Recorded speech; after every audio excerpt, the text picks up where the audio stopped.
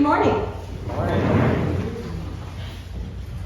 First, I want to say hello to Daniel's mom and dad, Mr. and Mrs. Dew. I know that you would be here front and center if you could have been here today, and I hope we get to see you at graduation. The term Renaissance man is tossed around a lot. It's easy to call somebody who's talented a Renaissance man. But there are those extraordinary few who are exceptionally gifted across many disciplines and deserve the title. It's with confidence that I say Daniel Dew is Christ School's Renaissance man. And please forgive me, I'm going to brag about Daniel because he would never do that himself. The classic talent of a Renaissance man is in art. All you have to do to see is to see one of his paintings on the Spirit Rock or stroll through the art studio and see his paintings displayed there to get an idea of his talent. Others agree. Ms. Erin Price, his art teacher and mentor, says of Daniel, "I would describe Daniel as impassioned, thoughtful, reflective, and classically refined. He makes meaningful connections in all that he comes across. He takes suggestive advice with no hesitation and carefully strives for improvement. The breadth of his work stems from his comprehension for traditional and contemporary art that's indicated by the complex natural beauty of each piece. He incorporates his love for his heritage, along with his contemporary influence, into some of the most impressive works that I have seen in my career. He's earned Scholastic Art Gold Key and Silver Key Awards, with his winning artworks being displayed in the Asheville Art Museum. And recently, his traditional landscapes were featured in his first one-man show in the Hanjian Fine Arts Gallery back in China. In athletics, he's also a highly talented swimmer. As an important member of a vibrant team, he earned 8th place for the 100-yard backstroke in the 2019 state championship. Then in 2020, he earned 4th place for the 100-yard backstroke and 100-yard freestyle. Not only does he compete, he also acts as a student coach on occasion, teaching flip turns, starts, and stroke techniques to the team. Academics, specifically math and engineering. In his 8th grade year, before he came to Christ School, he participated in Future City, an engineering education program, and his group placed #1 in all of China, and were invited to Washington, D.C. for the final competition. He's a member of the National Honor Society. He excels in mathematics, finishing AP Calculus BC as a sophomore and both linear algebra and differential equation as a junior. And I have to say, as an English person, I don't even know what that means. He was awarded Christ School's Rensselaer Polytechnic Institute Medal for Excellence in Engineering last year. And of course, he packs his summer with academics as well. He's gone to Cornell and attended their Green City program, which worked on different dynamics of sustainable cities, and Syracuse University's engineering summer program, where he worked on renewable energy challenges. So there it is, excellence in art, academics, athletics. I think you get the idea. But there are qualities that aren't always associated with the classic Renaissance man that lift Daniel to an even higher plane. First is his gentleness. I have never heard Daniel raise his voice once in the 4 years I've been his advisor and teacher, even when he had a right to. The second is his kindness. He is epically kind. From peer tutoring to volunteering to just walking down the halls, he is respectful to all.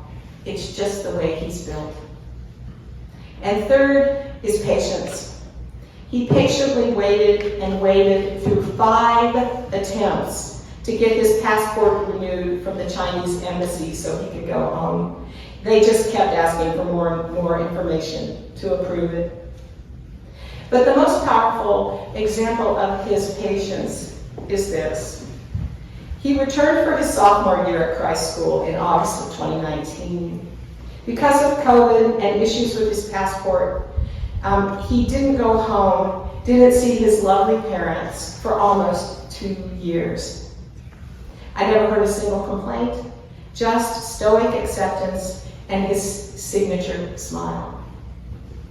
Under the gentle, kind, patient, and extremely talented surface of Daniel Du is the heart of a lion, moving through the world in humility, thinking of others above himself.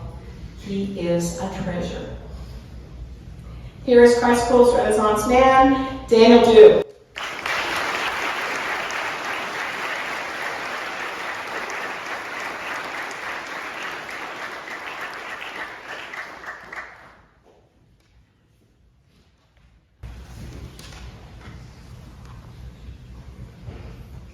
Thank you, Ms. Sillen, for your awesome introduction.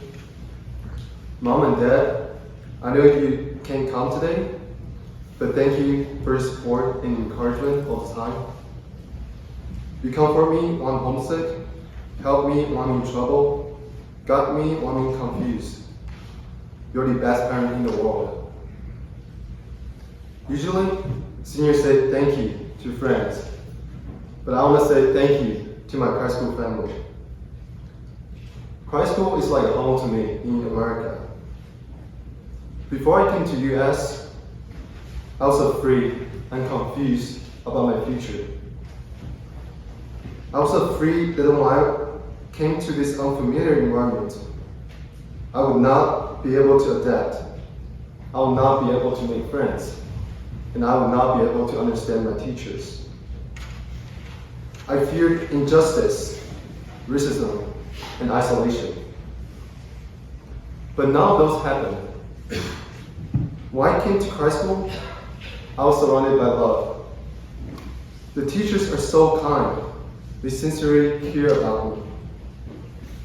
Whenever I'm in trouble, there are always teachers or friends come over to help me. I remember that it was Michelle Heisch took me to the post office 5 times to mail materials to Chinese embassy when my passport expired and couldn't get back to China. I remember it was my advisor, Ms. Dillon, who gave me advice and it helped me when I had troubles in my study. I remember when I was injured in swimming practice, it was Dr. Harris who took care of me. I want to thank all of you. I especially want to thank Ms. Price for coming to the chapel for the first time this year, just for my senior speech.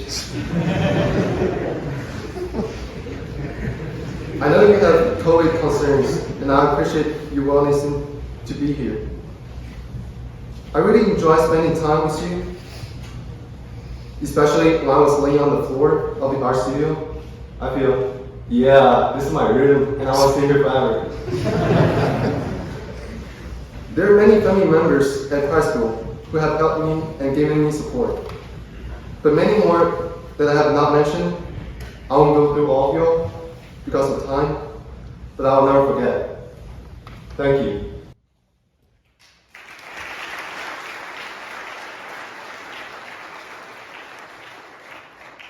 During my journey in senior years, the most common question I was asked by younger students was, I'm so confused about my major, and I don't know what should I do in my future. As an upperclassman, I think this is a good time to talk about this topic. I've been where you guys are. When I was a child, I loved building Legos. I would often create many interesting models with minifigures and Lego blocks. When tiny blocks were still skillfully stacked together in a certain pattern, a perfect 3D model appeared. I like the feeling of creating a small world that I have complete control over. and I would patiently put in all the time I needed to make that work perfect. As I grew older, I found every opportunity to study some of the great architectural masterpieces, design my own unique blueprints, and build my own models with sticks and cardboard inspired by TV and magazines. Whenever I contemplate my designs or build my own models, I'm immersed in the creation of the perfect visual representation of my own world. This has allowed me to outline a profession that I'm passionate about, architecture. But just like my paintings, there were still many layers needed to help my dream come to life. So I attended Syracuse University and Cornell University summer programs.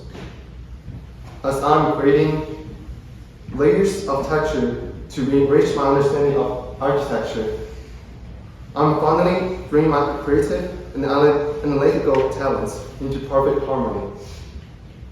I hope my story can give you some ideas of your own future.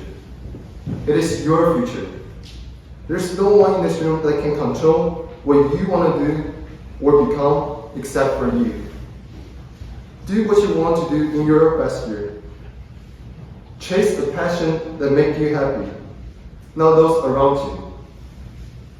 Don't wait until you're too old and regret it. Thank you to my family. God bless and go green.